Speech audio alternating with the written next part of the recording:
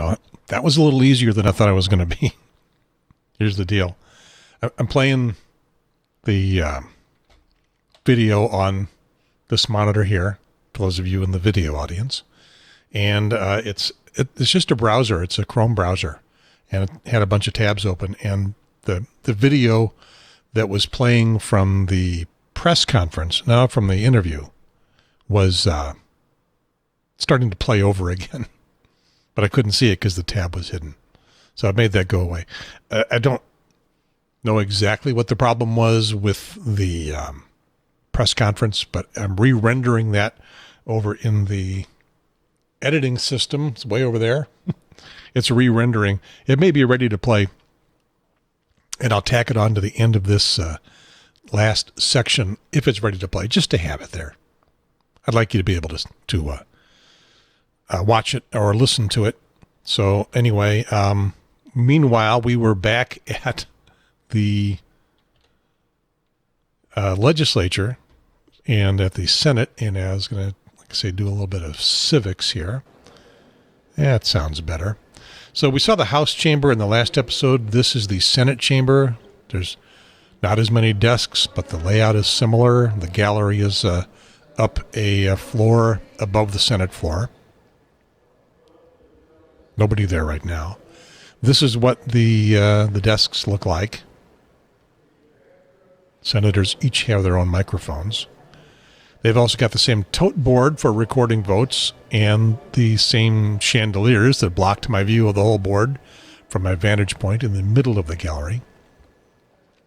Got that same big speaker overhead that makes that boomy sound that's really hard to understand in the gallery. But this time, though, I plugged the online audio system. I plugged into the online audio system using my phone. And if you go, bring some earbuds and Google the NC Legislature audio. Just Google that in a browser, and you'll find it. I don't think they've got an app. So you find that, and you push play, and you'll hear things loud and clear. I plugged it right into the camera, so you'll hear that from the camera. Okay, things are about to get started. Over here, this is a group of the pro-choice people in the gallery. I don't think I'd really identify the anti-choice contingent, but I'm sure they're there someplace. And so here we go. The debate on the override is the first thing, so we'll just let the video run and fast forward if you want. Unfortunately, most of the Democrats who will speak to oppose are underneath the gallery where I was, so you won't see them. You'll just see a picture that I grabbed from the legislature website. That's good news for those of you listening to the audio podcast. Come back to order, please. You won't miss anything. Here we go.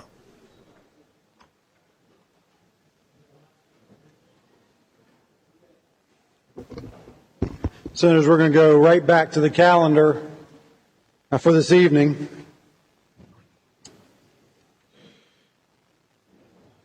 For Senate Bill 359, the clerk will read. Senate Bill 359, Born Alive Abortion Survivors Protection Act. Senator Kravick is recognized. Thank you, Mr. President. Members, we had a long discussion just a few days ago when we passed this bill from the Senate chamber.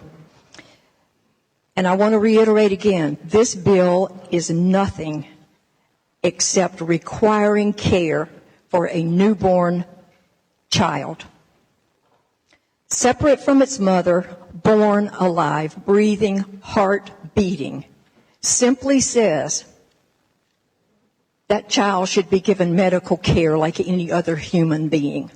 It's a sad day when we have to come back here because we have a governor who decided that making a political statement was more important than saving born alive babies.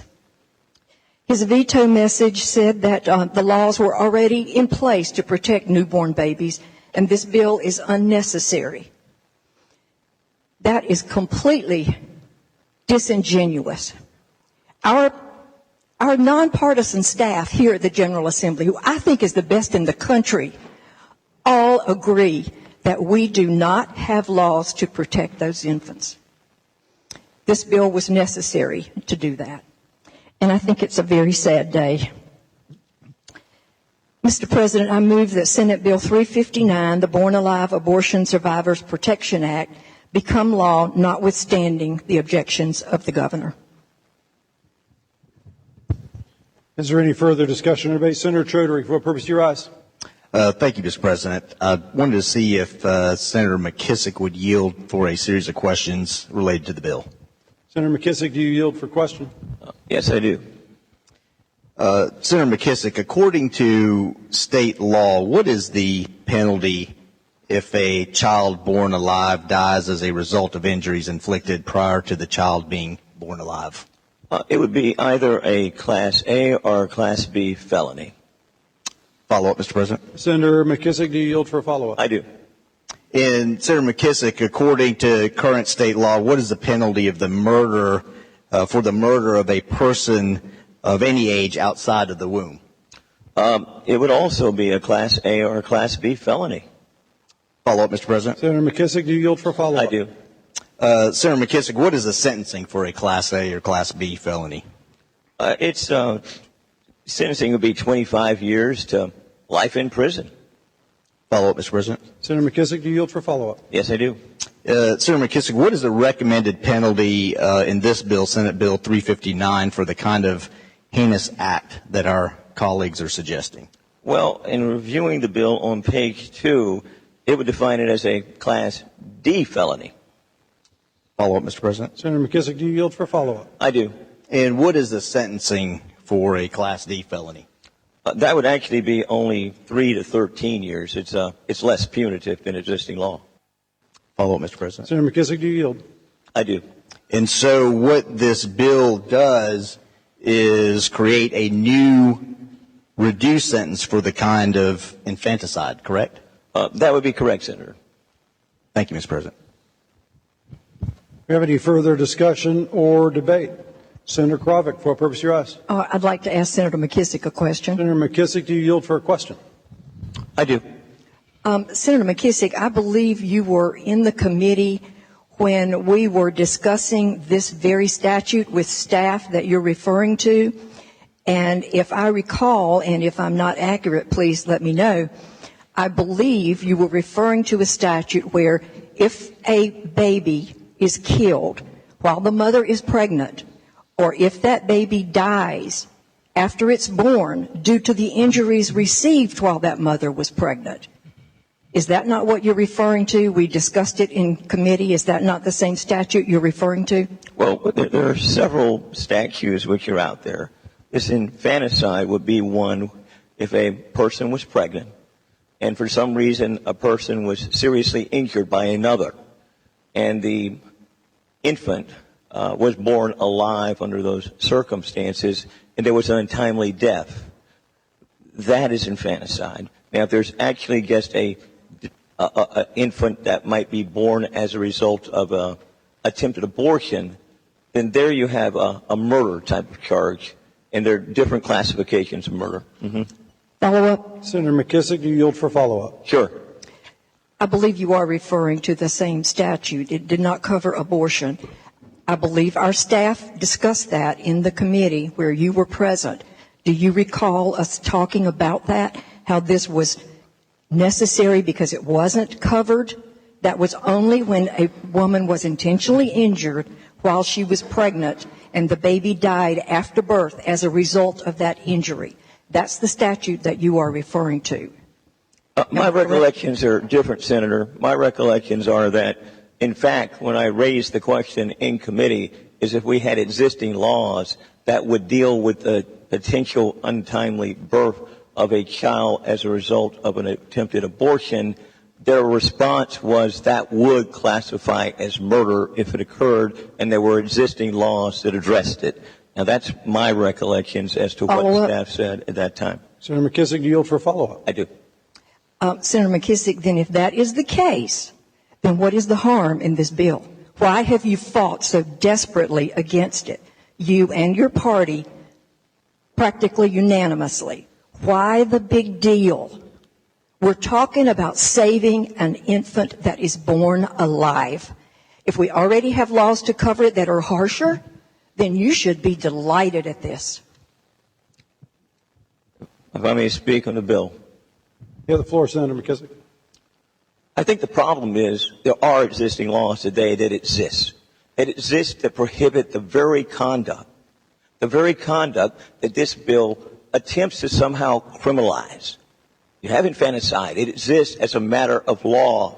There are penalties associated with it. You have murder, which exists as a matter of law. There are existing laws that address that. If for some reason a doctor, make the wrong decision, there are medical boards of ethics that are out there today that are prepared to address it. And yes, in fact, the laws today that exist provide for far more serious penalties if you look at the classification of felonies as they are. Mr. President. Senator Bishop, for what purpose you rise? To ask if Senator McKissick would yield for a question. Senator McKissick, do you yield? Not at this time. He doesn't yield. I think the problem is this. What we're really trying to do is to deputize those that are personnel, that are in those emergency rooms, that are nurses, to try to get them to somehow observe what a doctor's conduct is. A doctor there is making a split-second decision. Making a split-second decision that only that particular doctor is trained to understand, trained to make a decision over. And in fact, we don't need to have people in the operating room that are deputized doing that sort of thing. And what does it also do if for some reason that nurse that happened to be in the operating room did not intervene? Then yes, it creates a new cause of action that a person can bring against either the doctor or the emergency room or operating room personnel. We don't need to create this law because it feeds a false narrative, a misperception of these incidences occurring. When I asked the senator a question in our committee, has there ever been a reported incident of some type of abortion being attempted in the state of North Carolina and a live fetus being born? The answer was no. We're trying to cure a problem that doesn't exist when there are existing laws today that already take care of it. I commend the governor for understanding the state of the law today. There's no need for us to feed this false narrative. There's no reason for us to create this misperception when we have laws in place that address this very conduct. I ask that each and every one of you vote to sustain the governor's veto of this bill. Senator Bishop, for what purpose you rise? To ask if Senator McKissick would yield for a question now. McKissick, do you yield for a question? Senator McKissick, do you yield for a question? Not at this time. He doesn't yield, Senator Bishop. Thank you, Mr. President. Do we have any further discussion or debate? Hearing none. The motion before the body is that Senate Bill 359 become law, notwithstanding the objections of the governor. All in favor will vote aye. All opposed will vote no. 5 seconds will be allowed for the voting, and the clerk will record the vote.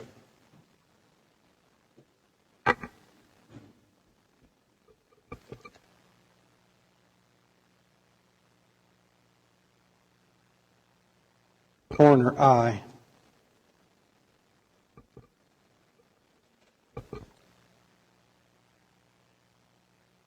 "30 having voted in the affirmative and 20 voting in the negative, the motion to override the governor's veto of Senate Bill 359 passes by 3/5 of the members present and voting. In accordance with Article 2, Section 22 of the Constitution of North Carolina, Senate Bill 359 will be sent to the House together with the objections and veto message by special message for their reconsideration." So that's our Lieutenant Governor Dan Forrest. So yes, it is now going to the House and not scheduled for a vote in the House yet. And maybe a better chance of the override being lost in the House. And now I'm going to roll right into a little tour of the monuments down in the Capitol. So stay tuned for that. And then if it works, we'll go back and listen to that press conference. Okay, so goodbye to the legislature for now. And the 9:30 a.m. will be a non-voting session, and keep an eye on your emails for the time of the voting session. The motion is the Senate do now adjourn, subject to the stipulations stated by Senator Berger, to reconvene Wednesday, May 1st, 2019 at 9:30 a.m. Seconded by Senator Brown. All in favor say aye. Opposed, no. The ayes have it. Senate stands adjourned. And they're gone. Okay, let's go to the Capitol. This is the state Capitol building, downtown Raleigh, on Union Square, according to this plaque down here. I've been here many times, but I've never really paid careful attention to the monuments they have down here until fairly recent controversies have called all of our attention to it. So I just finished up at the legislative building when the Senate decided to override the governor's veto of Senate Bill 359, the Born Alive, basically anti-abortion bill. And it's a beautiful day. Got a little bit of extra time. I thought I would take a look at the monuments that are here and see what this really is all about. Right up front, it's a memorial to World War II, World War I, and the Korean War. So that's distributed around this pedestal. Up on top, there is a statue, and I haven't found anything that tells me what the statue is. It's a woman, and she is holding up, I think, what appears to be a big tobacco leaf, so, I mean, North Carolina. But I don't know who it is. This is Henry Lawson Wyatt. He was a private in Company A, the Bethel Regiment, North Carolina Volunteers. He was killed at Bethel Church on June 10th, 1861. He was the first Confederate soldier to fall in battle in, and it says right here, in the war between the states. And looking on the back of the monument, it lists Wyatt's comrades, the other people that were, I guess, killed, I guess. It doesn't say. In a dash to burn the house. 5 guys there. Erected by the North Carolina Division of the United Daughters of the Confederacy in June 10th, 1912, which coincides with the Jim Crow era. So we're, again, not looking at something that was erected shortly after the Civil War, the war between the states, another part of history. You know, I'm not trying to dig deep into history here, just take a look at what the monuments are. This is not a statue, just a monument. Samuel Acort Ashe, I think that's going to be how it's pronounced, he lived from 1840 to 1938, so he made it to 98 years old. A lot of text and verbiage here. I won't read it all. Last surviving commissioned officer of the Confederate States Army. Oh, and this monument was built in 1940 on what would have been the 100th anniversary of Ashe's birth, so 2 years after he died. And the Confederate flag's up here. So you got World War II, 2 from the Confederacy. Let's see what else is here. This is the big one. This is the one that you see when you're coming down Hillsborough Street, approaching the Capitol from the west, assuming you can see very much through the trees, and a simple inscription to our Confederate dead.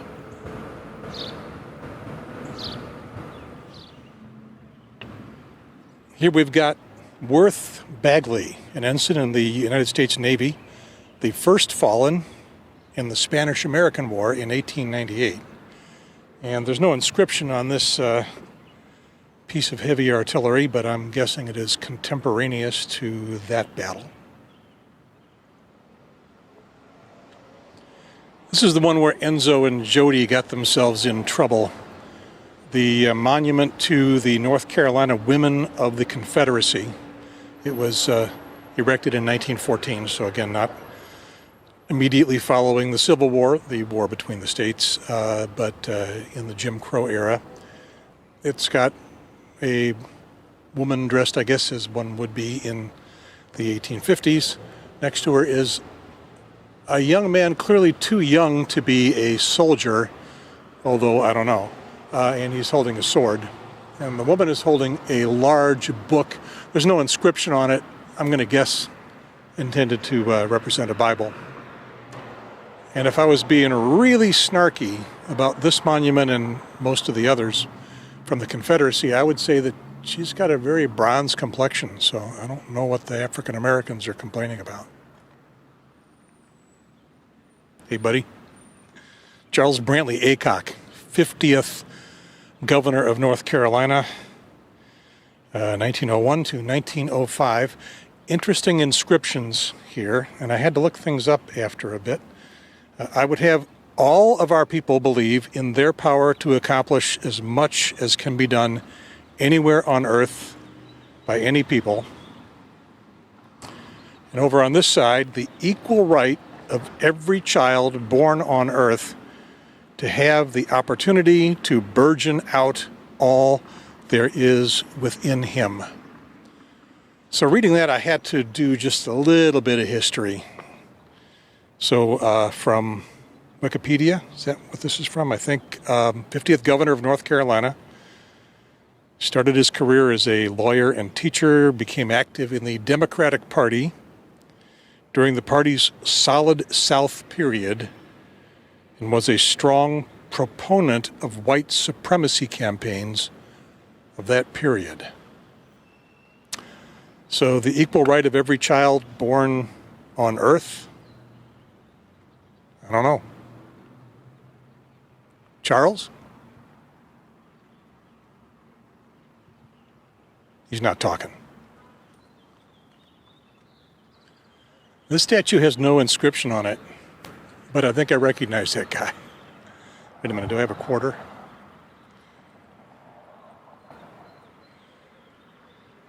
Yeah, I think I know who that is. This is Zebulon Vance. Hey, Zeb. Yeah, I know. Governor twice of North Carolina, once in the Civil War era. I tried to look up a little bit about him. There's a lot.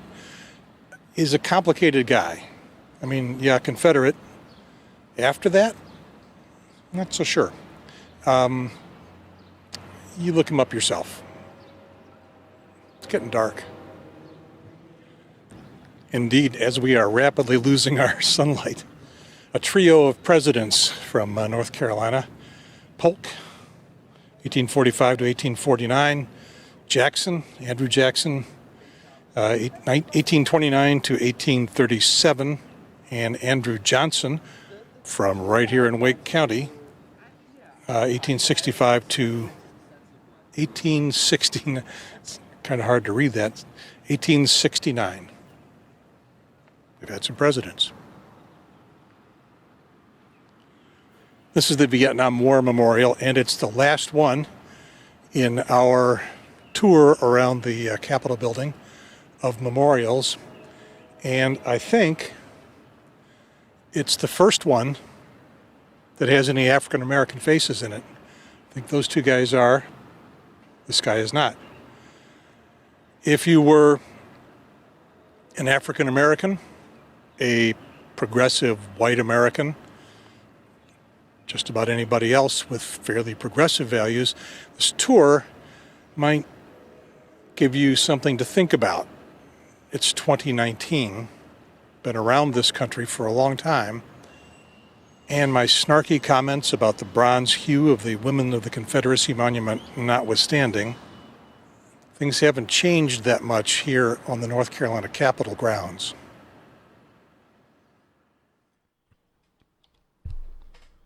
Well, I had never toured all those monuments. You know, I've been here 29 years. Next January will be 30 years. I knew that we had Confederate monuments down there. I knew that that's mostly what was there. I didn't know that's all that was there. I mean, yes, the couple of World War I, II, Korea, Vietnam, Spanish-American War. But the protesters, they keep talking about context. could there be any context for the way those monuments were placed, why they were placed, where they were, when they were, what the thinking was of the people who did it, and what we think about that now? It's not there. None of that's there. 2019. None of that is there. Okay, so now the question is the press conference from the Boyz and the Hoodz ready to play? And yeah, I'm thinking I'm still not getting any audio from it, so I may be looking at the wrong thing. Hang on. Bear with me just a moment. Let me see if I can get things to play the way I would like them to play. You guys, stop. You're not what I want. I got to go to my network. My editing computer. No, that's not what I want. I thought I made all you go away. Let me just mumble to myself for a minute. Pulling up the project, pulling up the output of that project.